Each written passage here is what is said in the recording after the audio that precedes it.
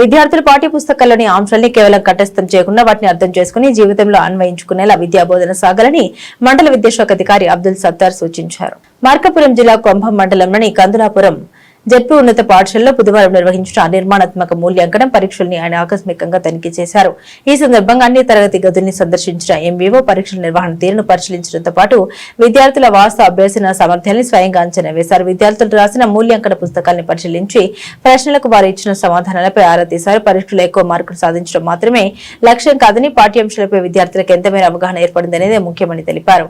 7వ తరగతి విద్యార్థులతో మాట్లాడిన ఎంవీఓ అబ్దుల్ సత్తార్ ఖండం ఉపఖండం అంటే ఏమిటి, వాటి మధ్య తేడా ఏమిటనే ప్రశ్నలు అడిగి వారి అవగాహన కల్పించారు. అయితే విద్యార్థులు సరైన సమాధానాలు చెప్పలేకపోవడంతో ఆయన ఆశ్చర్యం వ్యక్తం చేశారు. ఉపాధ్యాయులు పాఠ్యాంశాలను బోధించిన అనంతరం విద్యార్థులు వాటిని పూర్తిగా అర్థం చేసుకున్నారా లేదనే విషయాన్ని నిరంతరం పరిశీలించాలని సూచించారు. తనిఖీల్లో భాగంగా పాఠశాలలోని రికార్డులను ఎంవీఓ పరిశీలించారు. పాఠశాల నిర్వహణ, విద్యార్థుల హాజరు, విద్యా కార్యక్రమాలకు సంబంధించిన రికార్డులను తనిఖీ చేసే అవసరమని సూచన చేశారు. అనంతరం మన బడి మన భవిష్యత్తు కార్యక్రమంలో భాగంగా పాఠశాలలో చేపడుతున్న అదనపు తరగతి గదుల నిర్మాణ పనులను పరిశీలించారు. నిర్మాణ పనుల పురోగతి నాణ్యతను పరిశీలించి సంబంధిత వారికి సూచన చేశారు.